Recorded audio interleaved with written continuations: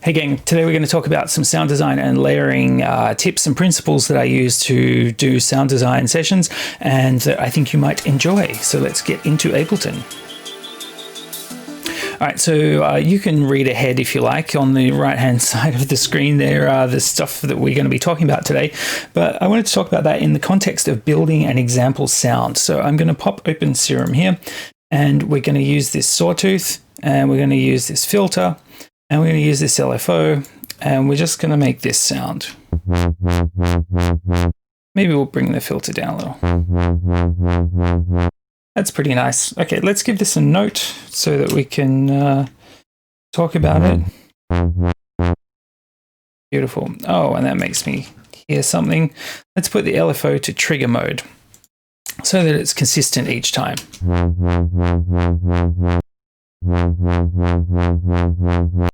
Cool. So one of the things that I think I struggled with initially, and which I think people maybe don't really think about too much when they're trying to make a sound better, because this is a pretty okay sound to start with. It's a pretty classic little wobble, is EQing versus layering.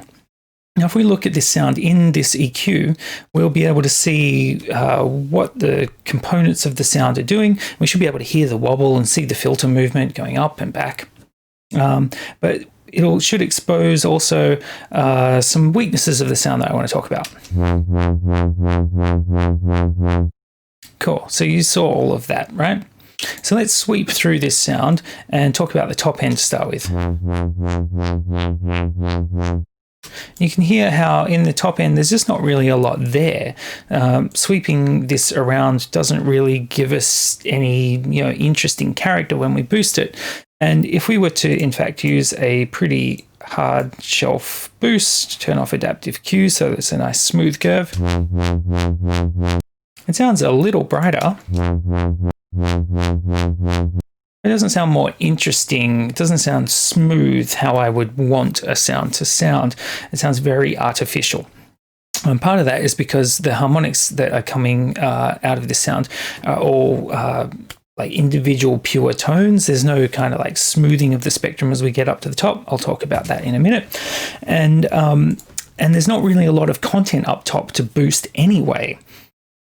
And then down in the low end, we have kind of the same problem, but in reverse. Our bass note is up here, and there's no sub down here to boost anyway. So if we boosted the sub region, we just get more of this. We don't get anything down here because one of the core fundamentals of EQ is that it impacts what is there. It doesn't add what isn't there already.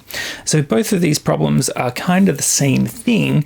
They are that there's not enough sub and there's not enough top end. And I think in the case of the top end, I would prefer to do something more interesting in the top end than just have pure harmonics. But definitely, there's just not enough of either to work with. We could EQ this sound as much as we like, and there will never be sub in it. So let's fix that. Let's get into talking about the sub region. Now, in Serum, we have a sub oscillator that we could use, which we will in this case, and we'll drop it an octave, right? And the sub will be putting out reasonably pure tones. And you'll see now, if we move this EQ around, we will radically get more sub.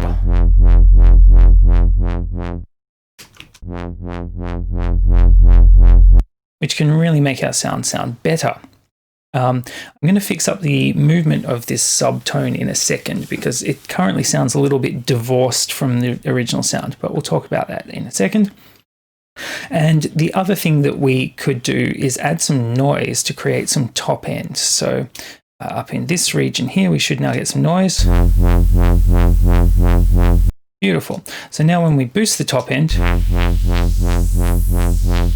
there's heaps of it to boost.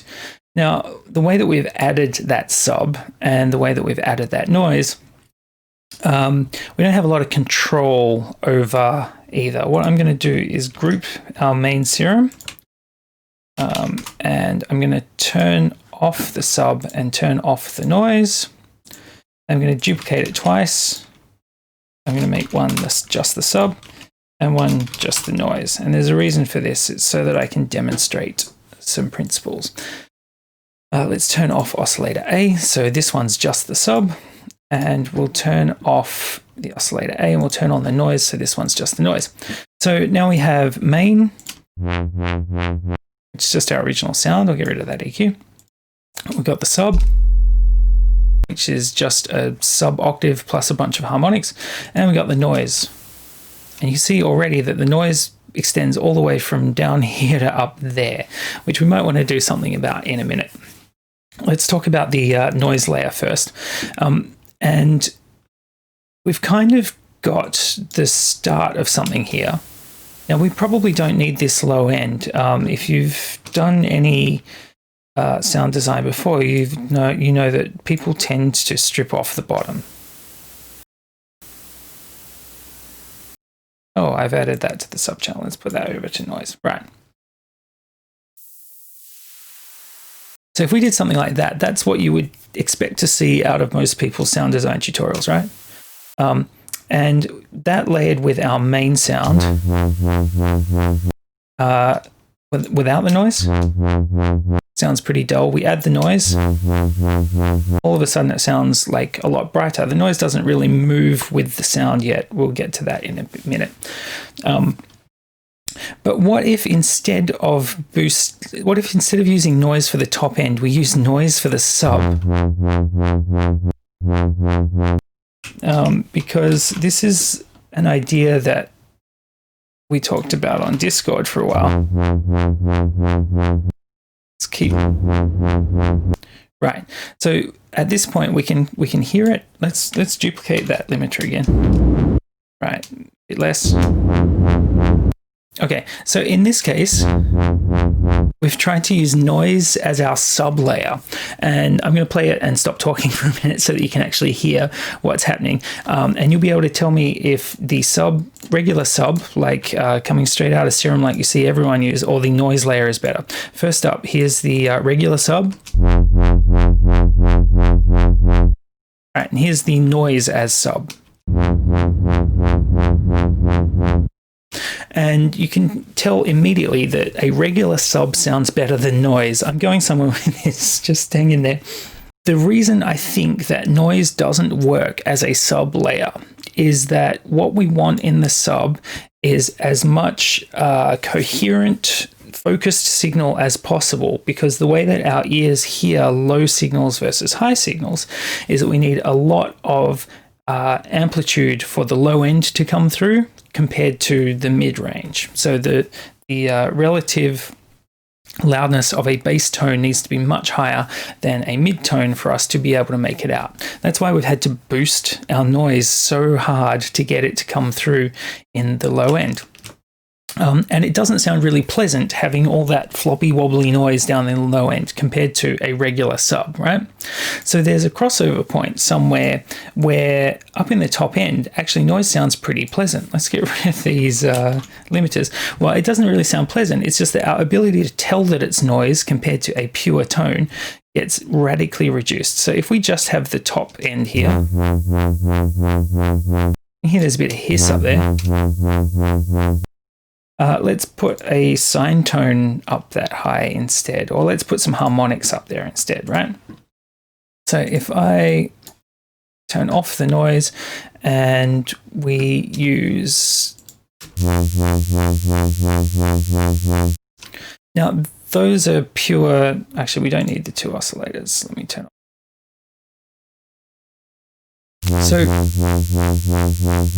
So that's still high frequency content, but it's nowhere near as nice sounding as pure noise, just up in that region. And put noise there. Noise sounds smooth and subtle and nice in the top end, right? Compared to this. Versus noise, the noise is much louder now. So somewhere in the frequency range, there's a point where we go from clear, pure tones sounding good through to noise sounding good, or I guess when I think about it, it's not good, it's smooth. So in the low end, noise does not sound smooth. Noise sounds lumpy and disgusting. In the top end, noise sounds smooth. I find that a really interesting thing to think about when I'm doing sound design. If I want something smooth in the low end, it needs to be a pure tone. If I want something smooth in the top end, it needs to be close to noise. And the more like pure tones that you have in the top end, the more kind of metallic and harsh something sounds, which we could get into, but let's keep moving. So humans are predictable, right? So if you're going to be layering up your sound, it's a good idea to try noise or noisy sources in the top end. Now, we haven't made the movement of our sub and our noise layer match the main sound. So without our layers, we get this. And if we add in our sub, you hear our sub doesn't move with the sound. So let's get our sub to move with the sound. And the initial thing you might leap to is, oh, let's filter the sub the same as the real sound. It'll send the sub to the filter. And that's done an okay job because our filter is coming way, way, way down. But another way to do the same thing or a similar thing, would be to have the level of our sub move with the filter cutoff. So if we drag this LFO over to the level and bring this down a bit, we get essentially the same kind of movement, even though we're not filtering it. And we've got a little bit more control over it, because rather than just letting the filter impact our sub, we've got precise control over this loud to this loud. So we could have the sub go all the way from 0 to maximum, or we could have it just have a little wobble so that it sort of matches and it sounds like it's moving with the signal without it really doing as much movement as using the filtering. To me, that sounds like it's moving with the sound, so that's close enough. Let's do the same with the noise. Now, because humans are weird, we will be able to hear the movement of the noise much more apparently than the sub.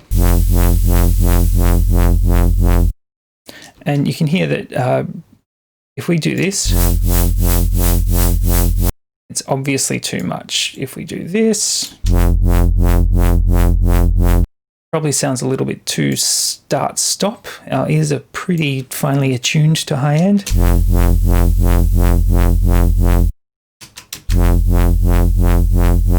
I think about there sounds good. And so now when we look at the overall sound in our EQ, we've got sub that we can boost, and we got top end we can boost. So we can really control the character of the sound now, because we can shape it based on having a full spectrum sound, which is a phrase I say too much now.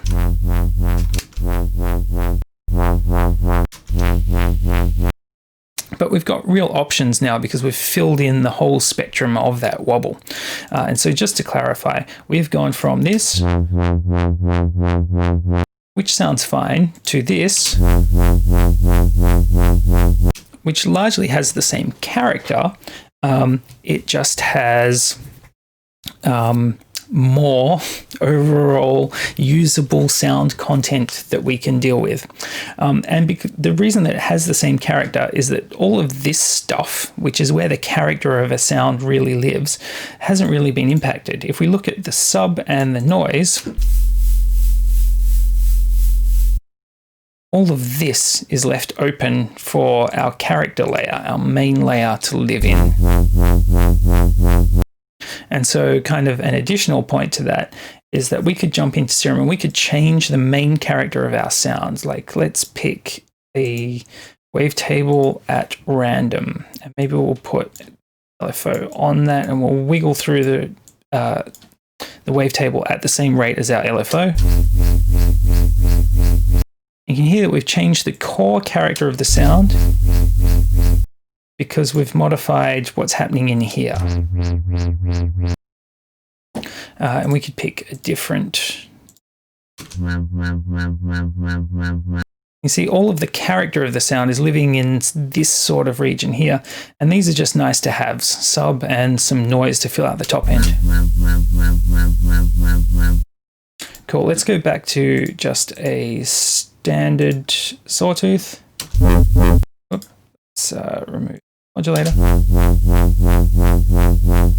But the point there about the mids is just that if you want to increase the distinctiveness or the interestingness of your sound, you should be thinking about stuff in this region. Don't worry about subs. Subs are boring. They should just be sine waves and, you know, additional harmonics.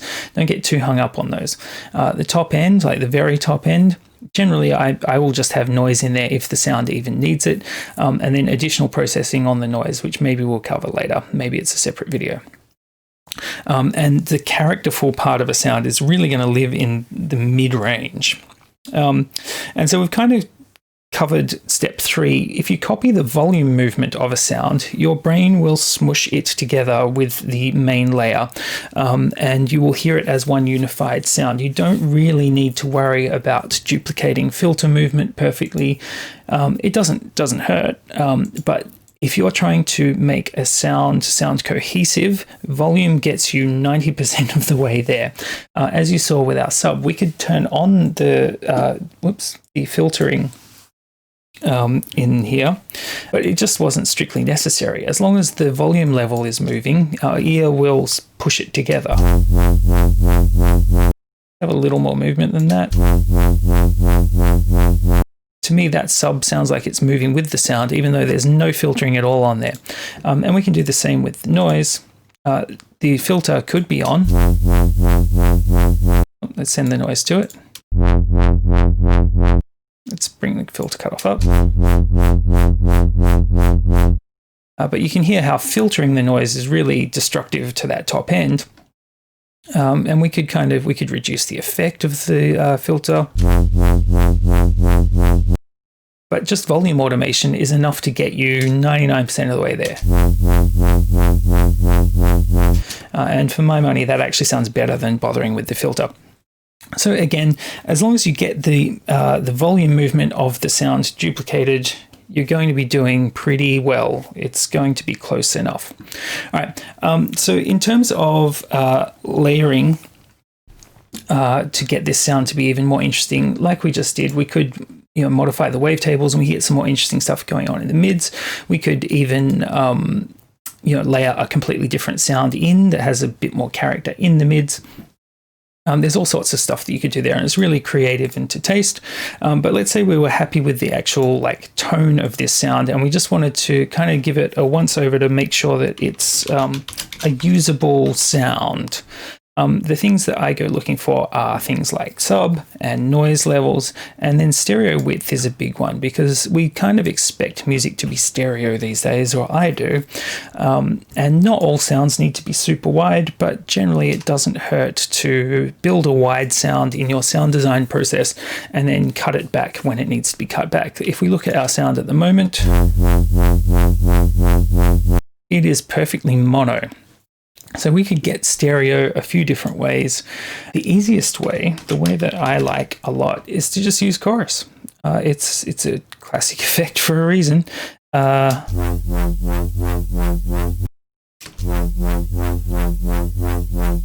of a sudden we have some width. Now, you can think of chorus as a layer. At 0% dry, this should be the original sound.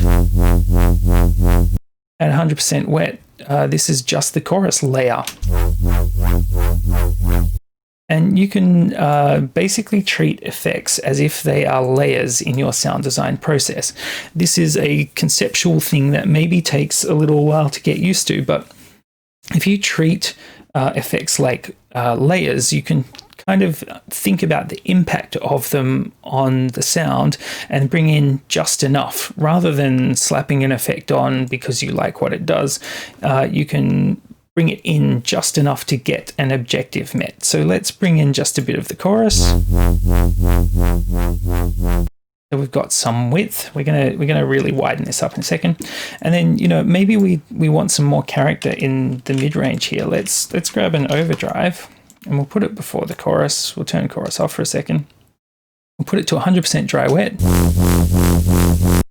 Now that's just really boosted. So I want to kind of maybe impact this region here, like around 1K. Get some more character in there. Let's take it to 0% and then bring it in.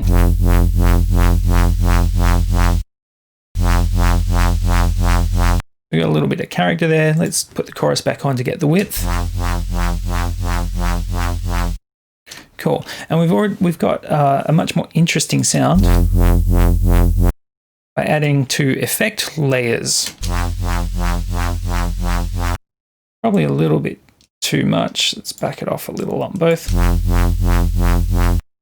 Cool. And again, with stereo width, much like EQing, you can't boost the width of something that has no width. So without overdrive and chorus, well, actually, we can leave the overdrive because that doesn't add stereo. But without the chorus, if we have the width on 400%,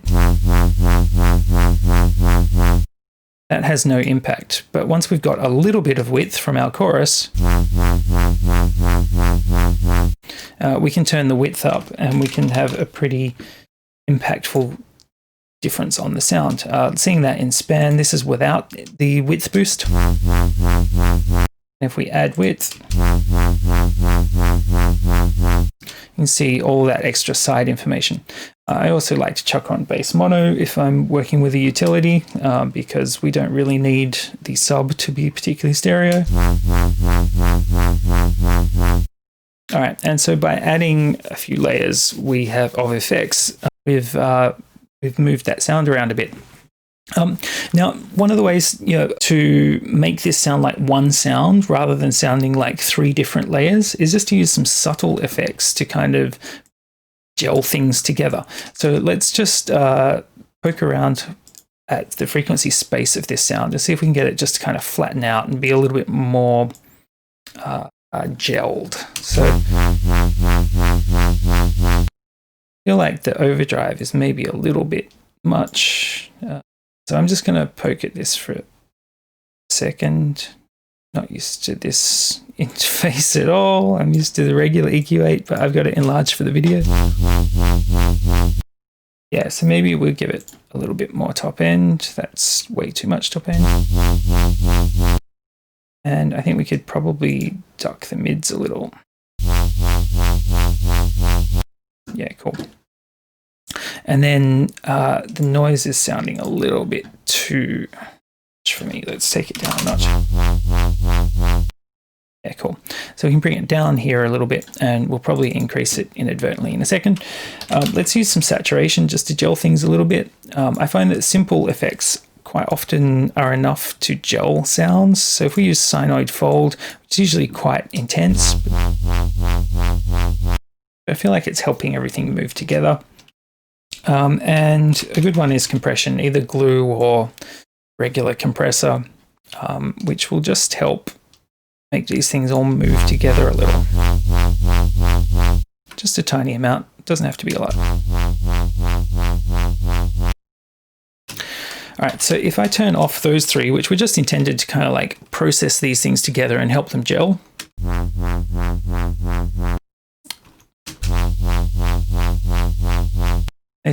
Overall that sounds a lot more present because we've kind of boosted this mid-rangey area and we've probably impacted the loudness a little bit, but they sound like they're all moving together because they've all had some processing together. I'm not sure exactly the science of why processing things together helps them gel together, but I like to think that it's something to do with our brains being able to hear the artifacts from that processing and going, oh, those things all belong together, rather than hearing the individual components. Now we can still turn off all this other processing. So this is our main sound processed through that same chain. So there is a bit of a character difference, but if we add the sub in, we've got some actual air movement, and we add the noise in, we'd actually be able to hear that in a mix. So those haven't like radically altered the sound, but they've added additional layers which are going to help our mix down be as thick and rich as it can be. And then obviously we can pare that back if we need to. But if you don't have useful layers in your sound design, you can't work with them further. So that's really the stuff that I wanted to talk to today, which is that if you are trying to EQ a sound and a component isn't there, you need to add it with layering. And when you are thinking about layering, it's good to think about the possible options available to you. And they kind of go from sine waves in the low end through to noise in the top end. And the interesting stuff is all going to happen in this mid-range where you get the real character of a sound coming through. Down here, you can't really do too much because you basically need pure tones. And up here, the smoothest sound that you're going to come across is probably just noise. Somewhere in here is where all the cool stuff happens. So if you know that your sound needs more bass, probably try simple stuff. And if you know that it needs more top end, definitely try noise. I mean, those two things of just flesh out the bottom end with some pure tones and flesh out the top end with some noise, they'll do most of the heavy lifting for most sound design. And if your sound isn't interesting and characterful, you want to look in this region.